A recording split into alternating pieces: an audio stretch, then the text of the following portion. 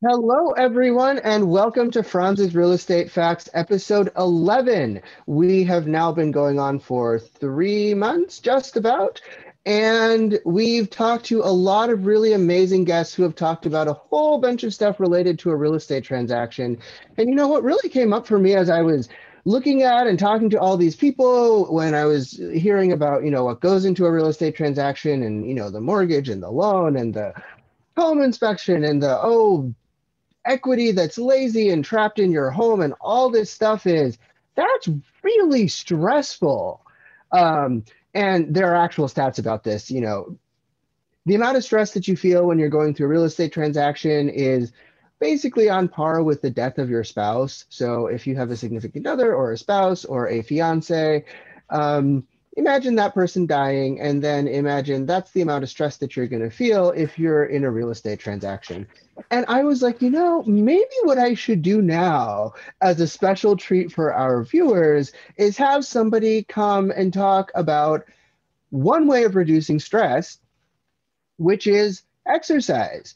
And so I brought on my friend Derek Filley of Filley Fitness, who is an exercise physiologist, and he teaches people about exercise. And he also said that exercise is a way of reducing stress. So, what we're going to talk about today is a little bit about why exercise helps reduce stress. And he will, I think, if we're lucky, demonstrate some exercises that you can do that may help reduce your stress. So, Derek, thank you so much for agreeing to be here, especially on your very busy schedule with clients and going out to parks and doing all the stuff that you do. So, great to have you here and thank you. Oh, absolutely. It's an honor to be here. I was pleasantly surprised to be asked to be on France's podcast. This is pretty cool. So I absolutely wanted to do this. This is exactly what I talk to a lot of my clientele about on a daily basis anyway. It was actually really kind of cool timing because I have a client who is literally today, he is moving to Texas from San Diego. And for the last like 2, 3 months, man, every session that we have done has been something related to, man, this is really stressful. I'm not really wanting to move. So that's making it even more stressful. And the one thing he was able to always consistently tell me was, man, he's like, I feel like I need these 3 sessions a week with you. He's like, every time I come out here, it's like a reset button for me, like emotionally and psychologically toward this stress that I have going on with this move. And so whether you're buying a house, which they did, and you're probably transitioning to moving there, it's a very, very stressful thing. And so in order to better understand, how exercise actually can impact stress, it's pretty helpful to understand what stress really is in the first place. And so on a very basic level, think about it like you just have a big disruption in your own equilibrium in your body, and it's typically brought on by something going on in your environment. And so this is a very strong kind of intertwining of both nervous system things and then your endocrine system, your hormone response. And so whether you're dealing with stress that's related to you're buying your house, you're trying to get a mortgage, you're trying to get your loan, things like that, you're actually doing the process of moving, all of that is stressful. But that's not to say that that's just a specific type of stress. Stress is perceived pretty much the same way, whether it's a life stress, stress between a spouse, significant other, whatever. And it's always, always, always going to be some kind of hormone involved. And so some examples would be like cortisol. It's probably the most talked about hormone that's involved in stress. Other things like growth hormone, insulin, and a ton of others that I'm not going to even bring up are absolutely involved in this process. And so it's important to realize that this can be a physical stress, like doing exercise itself is a physical stressor, but it can also be very psychological. And in the case of moving, I was thinking about it. I was like, well, it's kind of both. You're going to have the psychological stress of like the finances and, talking to lenders and getting approved for things. And then you're probably going to have some actual physical stress if you're actually doing some of the moving itself and lifting things, whatever, right? And so we're talking about both aspects. So why does that really matter overall? Well, some stress in the day to day, some acute stress, that can be really helpful. It can be really beneficial. That can be something that actually motivates you to get things done. It can motivate you to, get things done, quote unquote. if we are prolonged and chronically exposed to stress, let's say this process for you has been really, really drawn out. Maybe you're excited about moving. Maybe like my client, maybe you're not very excited about moving. It's something that you kind of had to do and wasn't necessarily, something you wanted. That can add to the mix of stress as well. And let's say this is prolonged, and this is day in, day out, maybe 2, 3, 4 weeks, months on end. That at that point is going to be something that leads to maybe excessive amounts of fatigue, increase or decrease appetite, mental acuity is going to go down, decrease or disrupted like digestive function, a bunch of different things. And this is going to lead to a less ability to get stuff done. And so that's not really a good thing. And so with this being something that could be psychological and or physical that's causing your stress, I'd like to talk a little bit about some easy things you can do to kind of help you maybe get through that and just relax a little bit at a time when you might need it. What you should probably try to do first is recognize if you are actually feeling stressed. Most people are going to be able to think to themselves or just say, man, I'm really feeling stressed. But well, sometimes it's helpful to have an actual marker of, am I stressed? And can I quantify that? So a really, really easy way to do that is to just understand your heart rate. What I would recommend for somebody to do for that, either lay down on your back or in a seated position right here, like I am. You can take your pulse. You just find your radial artery. It's right here inside, or you can do it on your neck. You find your pulse, count your pulse for a minute and understand over time, what is my normal like resting pulse? It helps to know this when you're not feeling stressed. What is my normal pulse rate when I'm not feeling too overwhelmed and too stressed? And if you're starting to feel like, man, I'm feeling really, really stressed right now, what do? Take your pulse.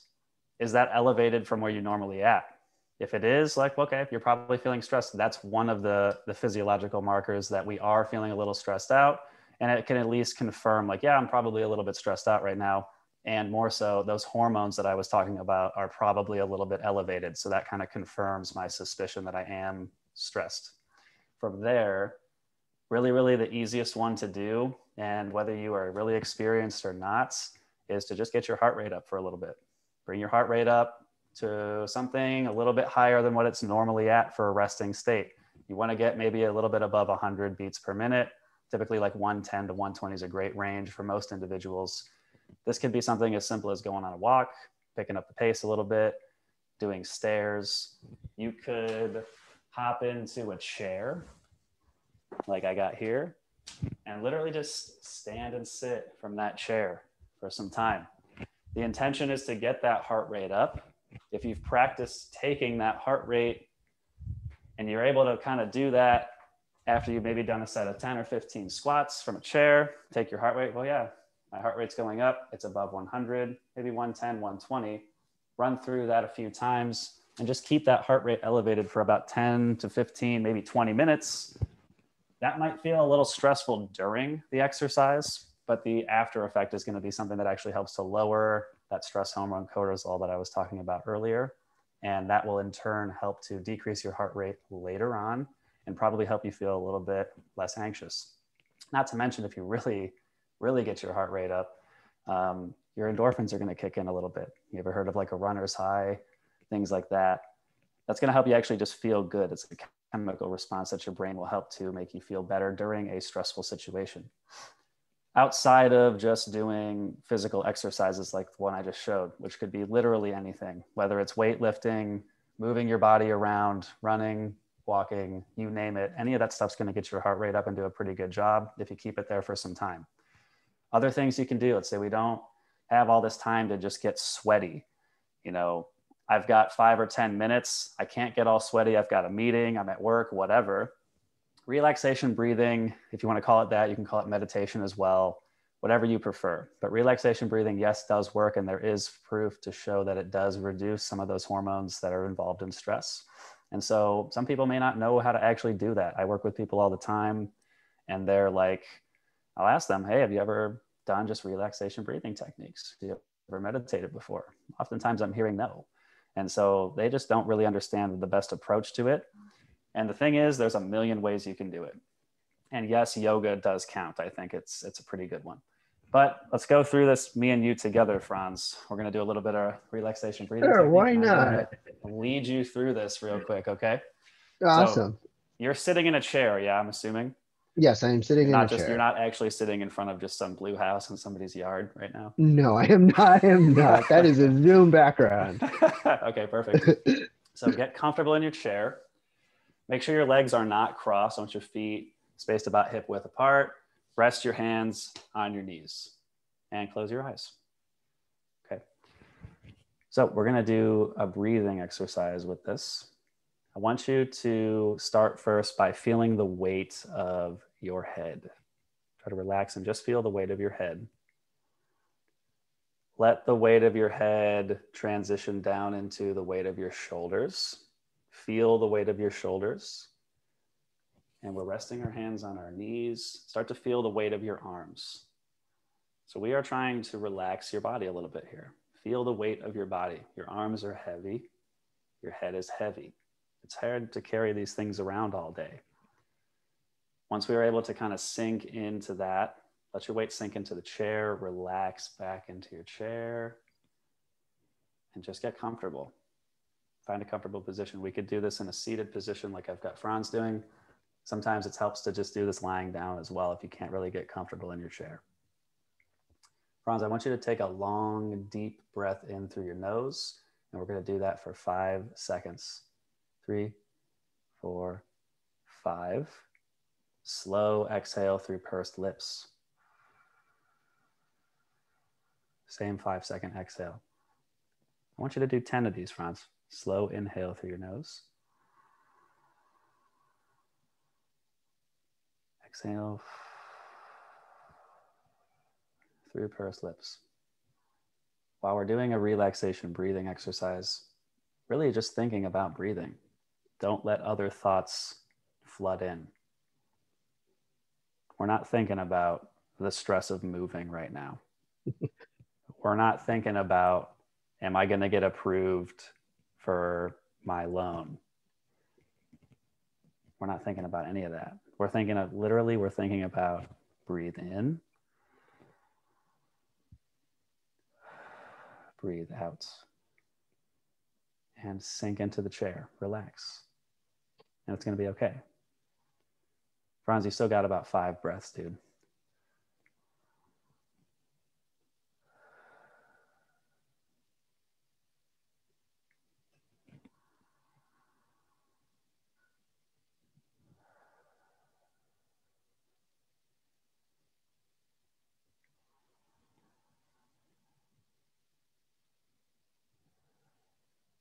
Let's go one more deep breath, Franz.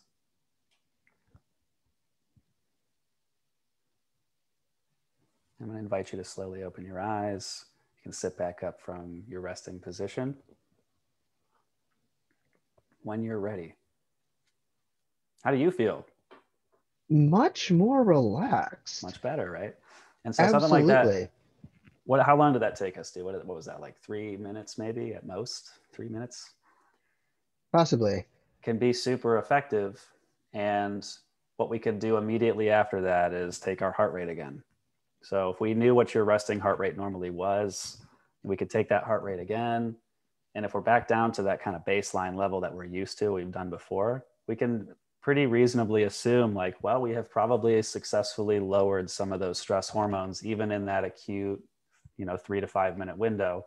And that can make or break it right there. That can be the biggest difference that you need to get on with your day and get whatever you need to do done.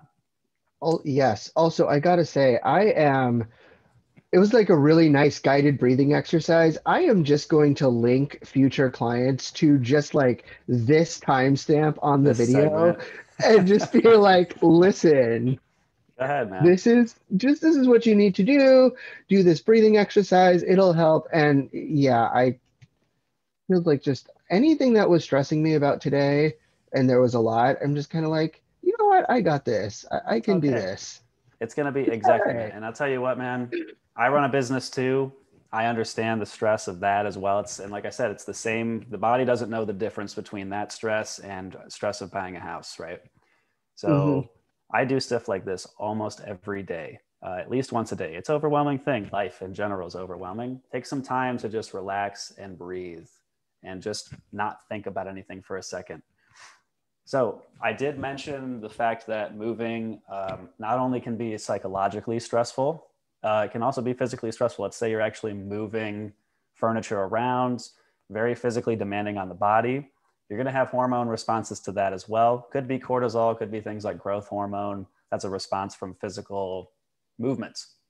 So let's say, I think the most common thing you're going to hear is like, man, I've been lifting stuff all day. My freaking low back is killing me from lifting all of this stuff. So I want to show you guys an exercise that I really like to do with clients who are having low back pain. It's super simple. And the cool thing is it actually kind of ties in a lot of that relaxation breathing we were doing, but also gets us a little bit of relief for the low back. So we would need, I'm pulling in a little ottoman here. And this could be a couch. This could be a chair. You can actually put your feet up onto just a wall if that's all you got around you. And from there, let me just make sure you guys can see my whole body. So I'm going to kind of come out this way. From there, you're just going to lie back onto the ground. Can you see me okay, Frantz? Yes, I can. Perfect. So from here, check out where my knee angle is. It's about 90 degrees. I've got my hips at about 90 degrees. And this is where we want to start. You want to do one thing before anything else.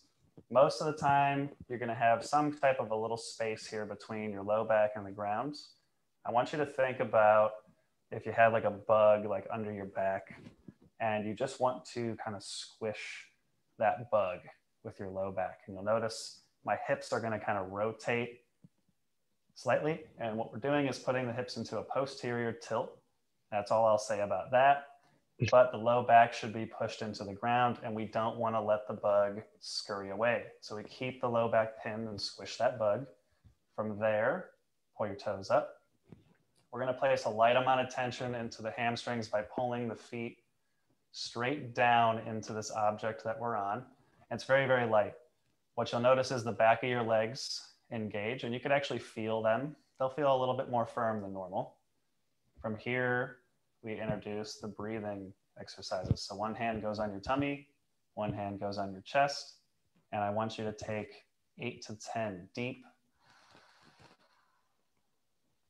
3 to 5 second inhales, expand the chest wall, and then exhale. I actually want you to push air out.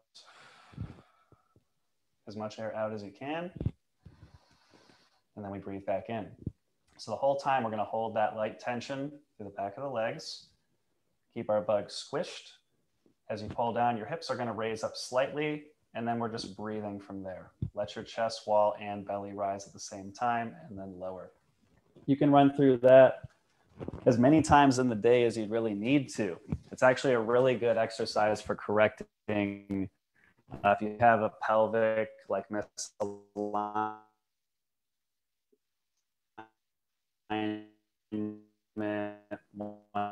one side's tipped one way more than the other or more forward than the other, but it does have a great effect on low back with clients doing that. So we've seen a little bit of relaxation breathing, obviously basic exercises like getting your heart rate up, and then the subsequent decrease in stress hormones from there. And then of things like physical relaxation, like getting your low back to not feel so bad, maybe from lifting a bunch of stuff around, is really, really cool. One last thing I'd like to introduce is the idea of progressive muscular relaxation, which is kind of, in some ways, forcing yourself to be tense and then also relaxing from that tension. And so typically you would do something like this, starting with your face. And I think, Frantz, you and I are going to go through some face progressive relaxation exercises here today. And they're kind of funny in some ways. And like even just the act of doing them, I think is kind of funny and weird. And that can help be something that relieves stress and just takes your mind off of what's going on. But just the physical act of doing these things might be helpful as well. So Frantz, I want you to squeeze your eyes together really, really tight. And we're going to hold that for about 5 seconds. And I want you to imagine you're just trying to squeeze them as tight as you can, really, really engaged, and open our eyes. So we are going from a really, really tensed position and then relaxing that position. Same thing, I want you to kind of furrow your nose, maybe flare your nostrils a little bit, and then relax. Okay, same thing with your mouth. Let's do tongue. I want you to push your tongue into your teeth really, really hard. And then relax. Clench your jaw down really, really tight. Don't break a tooth. And then relax. And so typically you would hold these type of clenched, tightened down positions for maybe 5 seconds or so. And then you try to relax entirely and let that tissue go from very engaged to the opposite end of the spectrum, very, very relaxed. You can take this all the way down the body. So we just did kind of face muscles, jaw.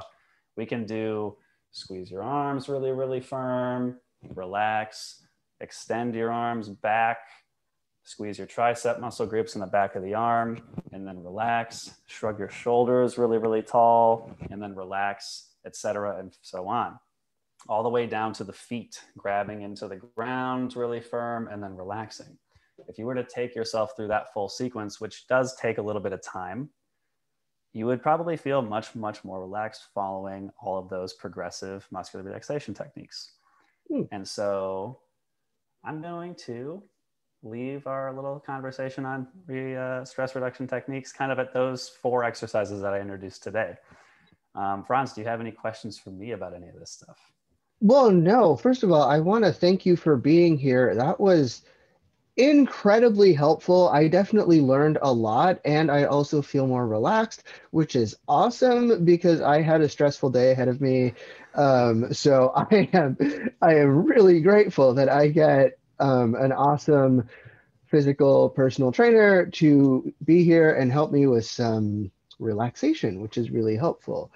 And I think one of the things that I really wanted to highlight on what you said is this idea that when you are stressed, you're less capable of thinking through things. And I mean, I'm aware, my degree in neuroscience and all that sort of stuff, when people are stressed out, or, their cognitive ability and their,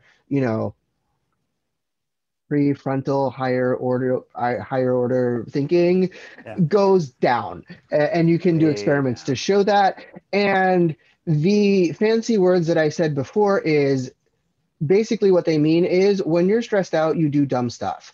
And you really don't want to be doing dumb things when you're buying a house or selling your house. So using these techniques to reduce your stress on a really basic and simple level kind of makes you smarter, and it kind of makes you make better decisions. Exactly. And you really want to make the best decisions that you can when you're in the process of either buying a house or selling a house. These are the biggest transactions that people can go through in their lives typically. So, I really encourage everybody to watch this video from beginning to end. This has definitely been one of the most helpful and practical videos that we've done. So I really want to thank you for being here. I appreciate everything that you did. And what do people need to do if they want to get a hold of you and don't want to just stalk you at a park and look for the dude in the purple shirt with the yellow logo? Well, that's a great question. So my website is www.filleyfit.com. It's spelled FILLEYFIT.com. That's probably the easiest way you could contact me. I've got a contact submission form there if you are interested in reaching out for anything related to maybe this stuff, stress reduction and stress management, all the way to, physical and personal training, and possibly even a little bit of injury rehabilitation. Please feel free to reach out. I'd love to get in touch with you and discuss what we could do to help out. Awesome. And the last question that I really have to ask you is, are you a Lakers fan? Because your colors kind of match the Lakers colors on some level, or just off enough that it's not a trademark violation, but close enough that I'm like, hey, this kind of reminds me of the Lakers. Kind of does. You're not the first person to ask that. I love the Lakers. I would say I'm more of a LeBron James fan than a Lakers fan. And that's because I'm from Cleveland, Akron, Ohio, Cleveland area. So I kind of got to see LeBron James and become a huge Cavs fan at the start of his career. and kind of just was able to follow him around to wherever, what teams he went to. But do love the Lakers. Did get to go to a game like last year before all the COVID crisis shut everything down. Super awesome. Go to a Lakers game if you've never been to one. It's a great experience. Even if you don't like basketball, just seeing Staples Center is really, really cool in itself. But yeah, probably more of a Cavs fan than a Lakers fan, Frantz. Okay. Well, and that I will say is the most important question from our entire interview is, are you a Lakers fan? And no, I'm not intentionally trying to, steal some kind of copyrighted color scheme. It's just what ended up happening. Yeah, no. And I mean, again, not legal advice. And if you have a legal problem, talk to a lawyer. But I don't know if you can actually trademark a color scheme. It has to be a color scheme trademarked within a specific context. I think you're right. So it's like, I mean, just imagine what would it look like if Staples trademarked the color red, and it's like nobody can use that. Nobody can use anywhere that, ever. Right? That would be so terrible. Yeah, that's a little bit much. Like where do we draw the line with who can own something and then pay to own something like that, right? Yeah. Anyways, well, thank you so much, Derek. I really appreciate your time. Man, I had a blast. And I appreciate your giving us all of these exercises. And as I said, every single client of mine is absolutely going to get a link to this video. Great. And this video specifically, because it gives some really practical tips. And guess what? Calm, not stressed out clients are the best thing ever. So yes, they are. I know exactly what you mean. So yeah. No, I thank you so much for having me on, man. I really had a good time. Really easy to show a couple of things that you can do, and they really do work. They really do help out a lot. It doesn't take a lot to get a pretty good effect out of doing some of this stuff. So really do encourage people to pick one, try some things. Everybody's going to have a different response. Some people are going to like getting their heart rate up and have a better effect. Some people are going to do better with relaxation breathing, or trying to work on muscle relaxation techniques. Whatever works for you, whatever floats your boat, stick with that. That's going to be the best option for you anyway. Awesome. Well, thank you so much, Derek. And next week we will, I'm sure, have somebody else here talking to us about something equally interesting. Hopefully. Fingers crossed. Otherwise, you're going to have to listen to me talk about something that might be slightly less interesting. I don't know. Alrighty. Well, I will see y'all next week, and bye-bye. Thank you all. Bye. Thanks. Bye-bye.